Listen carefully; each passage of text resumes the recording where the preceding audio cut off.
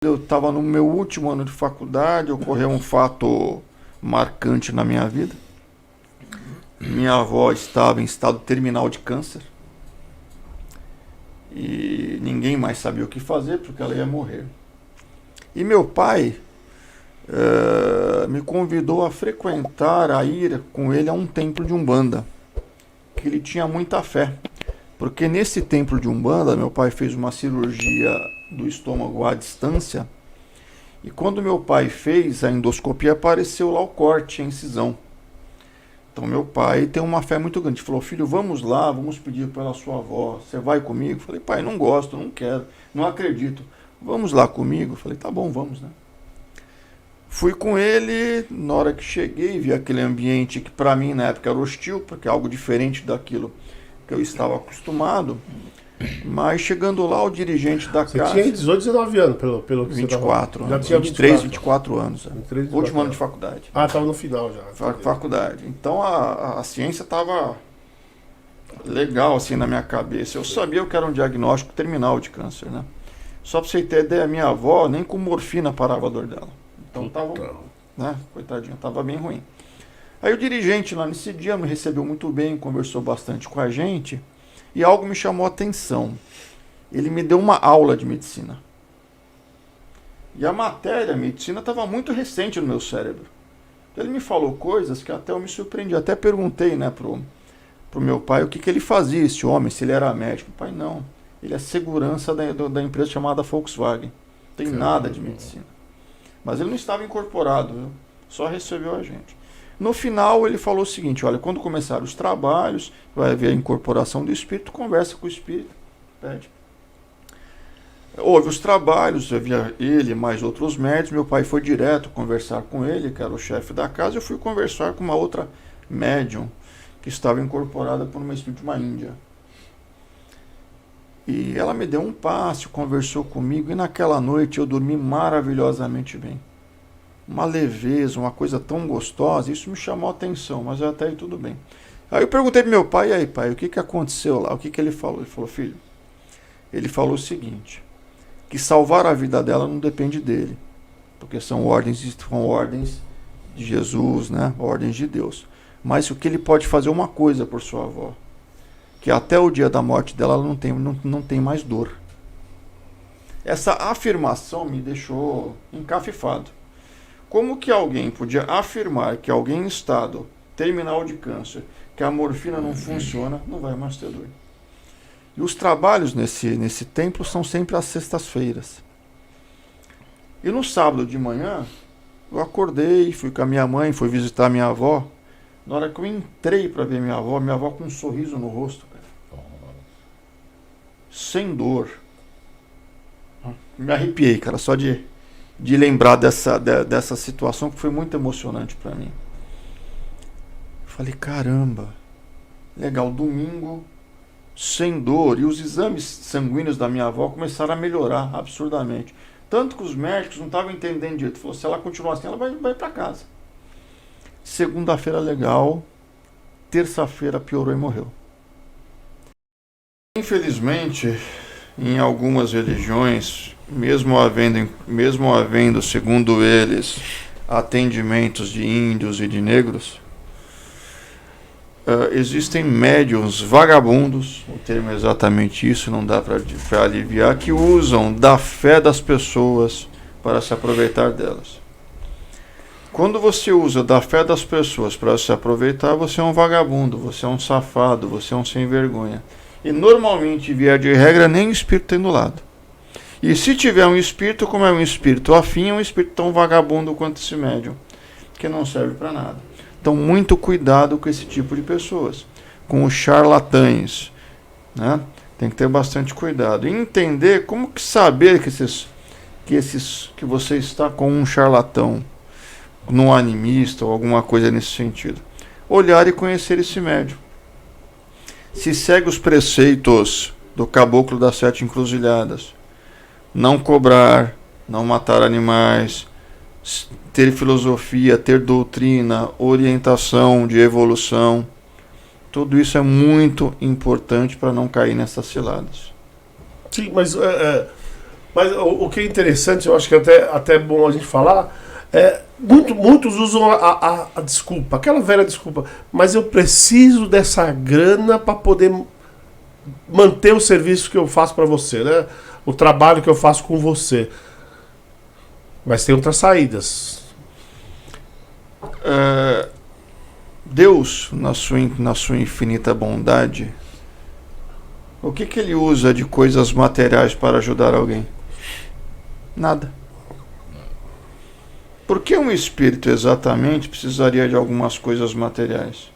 Também não há necessidade. Mas muitas vezes esse espírito, para deixar aquela pessoa visualizar, para que aquela pessoa tenha fé, ele utiliza artifícios materiais como velas, como ervas, como incensos e coisas afins. Então, se um espírito pedir para alguém comprar coisas, esse espírito é um safado, é um sem vergonha, é um charlatão. Não caia nisso. Aí o cara vai falar assim, não, mas espera aí, mas eu tenho espaço aqui. Você vem aqui, você usa meu espaço, você usa minha água, minha luz. Então eu estou indo embora. Tchau. Procure outro. Como que funciona desse lado financeiro, na verdade? Como que funciona hoje, por exemplo, onde o senhor frequenta lá? Nos templos de Umbanda, no templo que eu frequento, em qualquer templo de Umbanda sério, todas as despesas elas são rateadas entre todos os médiuns. Você, dentro de um templo de Umbanda, que você for frequentadora, se você quiser ser um doador ou uma doadora, a casa agradece porque vai ajudar com outras coisas. Além de ajudar nas despesas, vai ter uma reserva para uma reforma, para uma pintura ou para alguma coisa emergencial. Perfeito nessa questão. Se você quiser ser mantenedor, seja mantenedor. Mas não entenda que por ser mantenedor, você vai ter uma graça especial dos espíritos ou de Deus. Você não compra espíritos e não compra Deus. Então quer dizer, é só cotizar, né? Vamos lá, todo mundo, cada um dá um pouquinho ali, dá um pouquinho aqui. Exatamente. E todo mundo ajuda. Não precisa, às vezes... porque às vezes os caras cobram caro pra cacete, às vezes fiquei pra fazer um trabalho. Eu sei que na Umbanda não existe muito isso, né? Mas existe nada disso. Nada disso, então. Mas tem muitos que cobram, né? Em outras religiões aí, ou outros cultos, né? Que cobram. Isso também pode ser uma enganação ou não? Totalmente enganação. Totalmente enganação. As pessoas que pagam, elas exigem. Então eu estou pagando um trabalho para que aquele espírito me dê aquilo que eu quero. Eu quero um retorno, né? Teve um caso inclusive que aconteceu há 2 anos atrás, de uma mulher que procurou um pai de santo, e ela queria matar o marido, porque ela tinha um amante, queria se separar dele. E procurou um pai de santo aí dizendo que, olha, eu quero que o senhor mate meu marido, porque eu quero ficar com a herança do meu marido e meu amante. O pai de santo falou, beleza, em 3 meses ele está morto. Passou 1 mês, o cara não morreu, no segundo não morreu, no terceiro não morreu, ele foi lá e matou o cara. Sério mesmo? O pai de santo matou? Isso aconteceu, ele não queria devolver o dinheiro para a mulher, né? Porra, não tá melhor matar a filha da puta esse cara. Então ele fez isso. O equilíbrio das pessoas. Então quando eu chegar naquela do poste, se tiver escrito, trago sua mulher de volta em 3 dias, corre. Corre. Corre. Não, corre do telefone, não anota o telefone. Corre. Mas tá melhorando, né? Tá cada vez mais. Né? Às vezes a gente vê, né? Trago sua mulher seu amor em 1 semana, em 3 dias, em 2 dias. Trago seu amor, hein? As pessoas olha aí, quem tá do lado aí. As pessoas que têm um sofrimento muito grande, ela não consegue conter, ela sofre muito com isso. E ela quer acabar com esse sofrimento. Então ela acha dentro da cabeça dela uma forma de acabar. Então muitas vezes, para acabar o sofrimento de um amor, ela acha e acredita que ter aquela pessoa de uma forma forçada vai ajudar. Mas que mérito tem você prender alguém forçadamente? A pessoa tem que estar com você porque quer. Não é isso? Então mesmo assim ela vai e paga para aquilo, porque ela deseja. Uma pessoa que tem problemas materiais, estou com minha loja quebrando, problema na minha vida, eu pago para aquele espírito me ajudar. É o desespero. Se pegasse essa grana e investisse na loja. É o desespero. Deus não precisa de dinheiro. Sempre lembrar disso. Uma religião nova. Já começa que já a história nos conta que todas as religiões novas trazem problemas, né? Para a sociedade preconceituosa, aquelas coisas todas. E não trouxe nenhum problema para a sociedade, aliás, na verdade, para quem criou, né, Macumba, para quem queria abrir os centros, né? De Macumba, não teve esse problema de retaliação da sociedade, alguma coisa? Até 1938, havia apenas um templo de Umbanda no Brasil. O nome do templo do Zélio eu não falei. Ele deu o nome, o Caboclo Sete Encruzilhadas, de Tenda Espírita Nossa Senhora da Piedade. Esse foi o nome que ele deu ao seu templo. Em 1938, o Caboclo Sete Encruzilhadas determinou que médiuns abrissem outros templos para que pudessem divulgar essa Umbanda. Então ele determinou a abertura de mais 7 templos, todos no Rio de Janeiro. 30 anos depois. Né? 30 anos depois.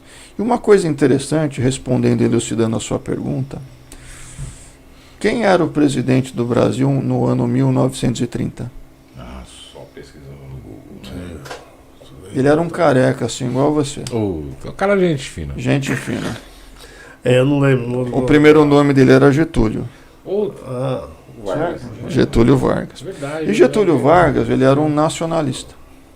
E dentro da condição nacionalista, ele criou uma tentativa de fazer da Umbanda a religião oficial do Brasil. Cara, isso pra mim eu não. E você sabe por quê? Porque o Getúlio Vargas tinha um problema de saúde. E procurou o Zélio, procurou a Umbanda do Zélio e se curou disso. Foi curado. E ele ficou fascinado, porque não só com a cura, com a doutrina que você tinha. Você falava de cristianismo de uma forma muito incrível. Se falava de budismo. Porque a Umbanda do Zélio, ela não era só cristã. Ela trazia todas as outras doutrinas boas existentes no mundo. O Caboclo Sete já dizia que a Umbanda era eclética. Tudo que há de bom nas outras doutrinas pode trazer. Isso é algo muito interessante. Então você tinha filosofia, você tinha doutrina. Vou colocar assim, no Brasil hoje, segundo o último censo, nós temos 467 mil umbandistas. É um número pequeno, não é não? No mundo tem mais ou menos 10 milhões de espíritas. Sabe quantos espíritas tem na França? Onde surgiu o espiritismo? Só a família do Kardec. 63 pessoas. É, só a família do Kardec. Praticamente ninguém, segundo o censo. Mas enfim.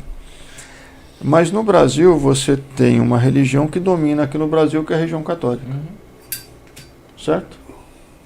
Você tem em crescente as regiões neopentecostais. Neopentecostais, sim.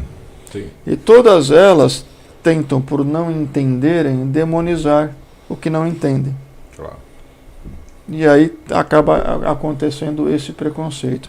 Mas muitas vezes existe ainda esse preconceito por causa das macumbas. Porque esses médios que frequentam essas macumbas chega para você e fala assim: filho, tem alguém que fez trabalho para você.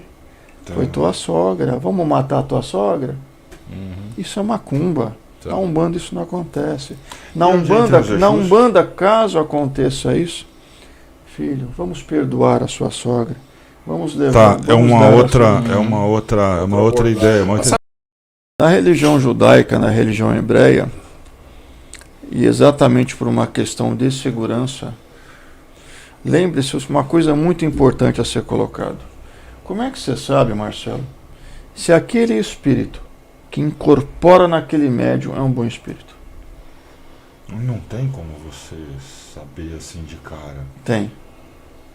Tem. Vale lembrar que existe uma regra espiritual muito interessante. Sempre semelhante atrai seu semelhante. De uma macieira sempre cai maçã.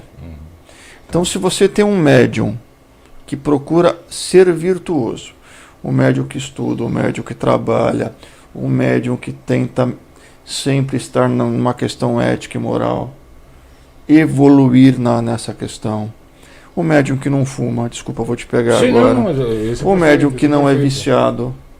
Então, como consequência... Não fume no bebe, você está fudido.